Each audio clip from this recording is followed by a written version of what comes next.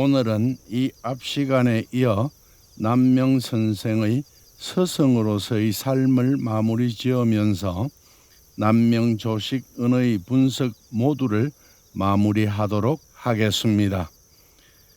당시의 선비사회는 기묘을사사와 이후로 세도가 일변하여 선비들이 지향할 바를 정하지 못하고 우왕좌왕하였습니다. 그때 남명 선생은 지방의 선비들을 이끌어 가르치며 격려하였다 합니다. 이들 중 배우러 오는 자들이나 제자로 받아들여 가르칠 적에는 차례가 있었습니다. 반드시 소학으로 기본을 세우고 대학으로 규모를 넓혔으며 더욱이 의로움과 이로움을 분명하게 구분하여 기질을 변화시키는 것으로서 중요한 방도로 삼았습니다. 경서를 풀이하다가 기묘한 곳에 이르면 반드시 반복하여 분석해서 듣는 사람이 환히 이해한 다음에라야 그만두었다 합니다. 기초에 충실한 교육 방법이었고 반복을 통하여 실천으로까지 나아가도록 하는 실천과 실용의 교육 방법이었습니다. 제자들이 남에게 보이는 것에 힘을 쓰고 단계를 밟지 않고 건너뛰어 실천을 추구하지 않는 것을 보게 되면 반드시 억눌러 꾸짖었습니다. 그리고 말을 하기를 오늘날의 패단은 고언한 것에 힘을 많이 쓰고 자신에게 절실한 것은 살피지 않는 데에 병통이 있다. 성현의 학문은 애초에 일상적으로 늘 행하는 것에서 벗어나지 않는다. 만일 혹 이것을 버리고 갑자기 성명의 오묘한 뜻을 엿보고자 한다면 이것은 사람의 일에서 천리를 구하는 것이 아니다. 본성을 다하고 천명을 아는 것이 효제에 근본하지 않겠느냐고 하였습니다. 제자들에게는 쓰임이 있는 학문을 가르쳤습니다. 선생이 김해 산해정에서 학문을 연마하고 있을 때였습니다. 김해가 남해의 바닷가라 왜구들의 노략질을 자주 보았고 왜구 중에는 이 나라의 군사 형편을 살피러 오는 자들이 있음을 자주 들었습니다. 전쟁의 낌새를 느끼고 있었습니다. 그런데도 나라는 국방을 튼튼히 하지 아니하고 방치하다시피 하여 허술하기 짝이 없었습니다. 상소를 올렸습니다. 마침내 장수의 자격에 합당한 사람은 없고 성에는 군졸이 없어서 외적이 무인지경에 들어오듯 했으니 이것이 어찌 괴이한 일이겠습니까? 이번에도 대마도 외노가 향도와 남몰래 짜고 망고에 끝없는 치욕스러운 짓을 했습니다. 세종께서 남쪽 오랑캐를 징벌하시고 성종께서 북벌하신 일을 보아도 어디에 오늘날과 같은 일이 있었습니까? 나라를 걱정하는 상소가 몇 번에 걸쳐 올라가도 그저 그럴 뿐이었습니다. 또 상소를 올렸습니다. 엎드려 살펴보니 전하의 나란 일이 이미 걸러 한 가닥도 손댈 곳이 없는데 모든 관원은 둘러서서 보기만 하고 구원하지 않습니다. 이미 어떻게 할 수 없음을 알고 어떻게 해야 할까라고 생각도 하지 않은 지가 오래입니다. 만약 전하께서 보고서도 알지 못하신다면 전하의 발금이 가려진 데가 있는 것이고 알고서도 혁파할 생각이 없으시면 나라의 주인이 없는 것입니다. 신은 저라고 머리 조아리면서 죽음을 무릅쓰고 사언하나이다.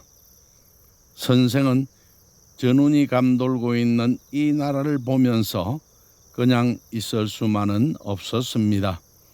제자들에게 나라가 위기에 처했을 때를 생각하면서 병법을 가르치고 또 일본의 침략을 막아낼 계책을 써내도록 가르쳐 학문이 실제 쓰일 수 있도록 하였습니다. 다음은 제자들에게 그 계책을 묻는 물음의 일부입니다. 섬 오랑캐가 난리를 일으키고 있다. 품어 안아 기르는 은혜를 베풀어 주었는데도 그들이 함부로 날뛰면서 일으키는 환란은 비할 바가 없을 정도이다. 아무런 까닭 없이 남의 나라 장수를 죽이고 나쁜 마음을 품고서 우리 임금의 위엄을 모독하였다.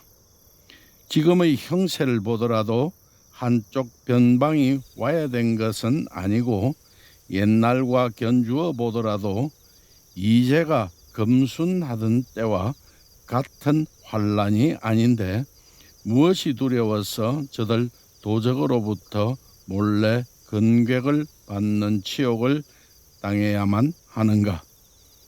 그러나 임금이 벌컥 성을 내어서 위엄을 조금 더하려 하면 괜스레 변경의 오랑캐를 자극해서 말썽을 일으킨다고 하고 뇌물을 받은 역사 한 놈을 목베어서 나라의 기밀을 누설하는 일을 엄히 단속하려 하면 겸손한 말로 온순하게 대하는 것이 낫다라고 한다. 사정이 이와 같으니 과연 적을 제압할 말이 없는 것이고 또한 적의 침략을 막아낼 계책이 없다는 것인가? 나는 이에 대한 계책을 듣고자 한다. 남명 선생이 염려했던 대로 선생이 돌아가신 뒤 1592년 선조 25년 음력 4월 14일 선조 수정실록 임진왜란이 일어났습니다. 7년이나 계속되었습니다. 임금을 비롯한 양반들과 정규군은 성과 무기와 백성들을 버리고 도망가기 바빴습니다. 나라가 바람 앞의 촛불처럼 위태로웠습니다. 이 위기에서 나라를 구하고자 일어선 사람들이 의병들이었습니다. 최초의 의병은 남명 선생의 제자 망우당 각제우 장군이 임진왜란이 일어난 그 해 음력 4월 22일 일으켰습니다. 임진왜란이 일어난 8일 뒤였습니다. 이렇게 빨리 의병을 일으킬 수 있었던 것은 남명 선생으로부터 이미 공부하여 준비되어 있었기에 가능한 일이었습니다. 이로부터 수많은 의병들이 일어났습니다. 의병 3대장 망우당 각제우, 내암 정인홍, 송암 김면 선생 등을 비롯하여 주규 오운, 대서원 조정도, 송암 이로 선생을 비롯한 수많은 선생의 제자들이 의병장으로 큰 공을 세웠고 약포 정탁, 백곡 정곤수 선생 등은 조정의 중심으로 나라를 누나라의 위기에서 구하는 데 결정적인 공헌을 하였습니다. 뿐만 아니라 임진왜란 때 의병을 일으킨 분 대부분이라 할 수 있는 68명의 의병장들이 남명 선생의 제자들이었습니다. 남명 선생의 제자 반 이상이 임진왜란 때 의병을 일으키거나 의병장이 되어 목숨을 걸고 왜적과 싸웠습니다. 어떻게 한 서성 아래에서 반 이상이 의병장이 되어 나라를 구하고자 목숨을 걸고 왜적과 싸울 수 있었을까? 가르침이 어떠하였으며 배움이 어떠하였기에 그러할까? 정말 불가사의한 일입니다. 이러한 사실 하나만 보더라도 선생은 나라를 구한 그 시대의 영웅이었으며 이 민족의 큰 서성이었습니다. 그리하여 영조 임금은 지금 세상에 독서하는 선비 중 어찌 옛날 조식 같은 자를 얻을 수 있겠는가? 단지 그런 사람이 없음을 한스럽게 여긴다라고 하며 선생이 없음을 한탄하였습니다. 그리고 영조에 이어 왕이 된 정조는 규장각을 짓고 그 규장각의 각신을 통해 성리학을 기반한 옛 사상과 학문의 중흥을 꾀하였습니다. 이를 위하여 정조대왕은 남명 선생이 돌아가신 지 224년이 지난 1796년 âm 력 9월 25일 왕이 직접 사제문을 짓고 예조 정랑 민강로 선생을 보내어 국왕의 뜻으로 남명조식 선생의 영전의 제사를 지내게 함으로써 남명 선생을 당시 선비들의 모범으로 삼았습니다. 정조대왕의 사제문은 다음과 같습니다. 용은 깊은 못에 잠겨 있고 봉황이 천길로 높이 날아오르네. 세상에 드문 사물은 높지 않으면 깊은 법. 하물며 걸출한 인물이 어찌 자주 나오겠는가. 기사는 멀고 상사는 남쪽에 설설하도다. 멀리 고상한 풍물을 우르르니 물이 흐르듯 구름이 흰 듯 하도다. 얼마나 다행인가. 남명이 우리 동쪽 나라에 태어났으니 깔끔하고 산뜻하고 위엄있고 우뚝하였소. 해와 별이 빛을 발하듯 서리와 눈이 희고 깨끗한 듯 내가 역사책을 보면서 경의 평생 자치를 찾아보니 신명에게도 동한 효도와 우애에 세상을 덮을 명성과 절조였소. 아주 특이한 자질과 혼자 터득한 식견이었소. 곱게 하고 반듯하게 하기를 변치 않았고 안이나 바깥을 서로 길러 나갔소. 이 기운은 의리에 짝한 것으로 안으로 반성하여 부족한 것 없었소. 세상을 어찌 과감하게 잊었겠소. 세상 걱정하여 밤에 눈물을 흘렸다오. 만년에 한 번 나왔으니 큰 법도를 펼치기 위한 것이었소.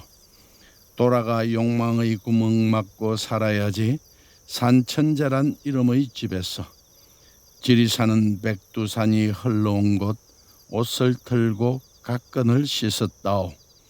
호남과 영남에서 벗을 사귀었는데 난초 지초나 옛날 훌륭한 음악 같은 사람들이었소. 내가 임금 자리에 올라서 옛것을 흠모하면서 정치를 한다오. 누가 미친 물결을 막으며 누가 실제적인 곳을 밟는지, 누가 병든 것을 놔수며 누가 게으르고 흐릿한 것 깨우칠지, 만약 경을 다시 일으킨다면 손바닥에서 굴리듯 치울 텐데 소미성은 어둡지 않고 내룡산은 우뚝 가도다. 맑은 기풍이 준엄하니 내 말에 부끄럼이 없소. 이렇듯 남명조식 선생은 우리 민족사에 있어 참으로 위대한 서성이었습니다. 마음의 진리와 진실을 찾는 선구자였으며 가치 지향의 양심이었습니다. 학문의 결과를 가르치는 것이 아니라 학문하는 과정을 가르치는 창조와 자유를 지향하는 학자요 서성이었습니다. 제자들을 잘 가르쳐 임진왜란 때는 제자 반 이상이 의병장으로 나서 나라를 구한 오늘 우리의 마음 속에서도 살아 숨쉬는 시대의 영웅이었으며 이 민족의 서성이었습니다. 이로써 인문학 강의, 남명 언어의 분석을 모두 마치도록 하겠습니다. 강의를 하는 동안 세상은 선거와 좌우 갈등으로 참으로 시끄러웠습니다. 저는 전쟁으로 포화가 쏟아지는 가운데 잠깐 짬을 내 조용히 어머니의 사진을 꺼내보는 병사의 심정으로 남명 선생을 만나 보았습니다. 모두 106강입니다. 이제는 여러분들이 다시 한번 편하게 들으실 수 있도록 관련 있는 텍스트를 따로 모아 재생 목록으로 만들어 두겠습니다. 재생 목록은 화면에 보이는 7가지입니다. 1. 남명 선생과 시대적 상황 1강부터 5강 2. 남명 선생의 가족과 생애 6강부터 17강 3. 남명 선생의 신명사도 명과 주석 18강부터 22강 71강부터 85강 4. 텍스트와 남명시 텍스트 분석 23강부터 50강 5. 남명 선생의 부텍스트 분석 51강부터 71강 6. 남명 선생의 서 텍스트 분석 86강부터 98강 7. 남명 조식 선생의 삶 99강부터 106강 유튜버 남명TV 채널에 들어가시면 관련 있는 텍스트에 따라 이어보실 수 있습니다. 지금까지 함께해 주신 여러분들께 감사드립니다. 특히 그 바쁜 속에서도 아버지가 하는 뜻깊은 일이라 여기고 불평 한마디 없이 좋은 영상을 만들어준 내 아들에게 끝으로 수고했다, 고맙다 하는 말을 하고 싶습니다. 남명 선생을 연구하시는 모든 분들과 특히 남명집을 번역하여 편찬해 주신 경상대학교 한문학과 교수님들께 감사의 말씀을 드립니다. 감사합니다.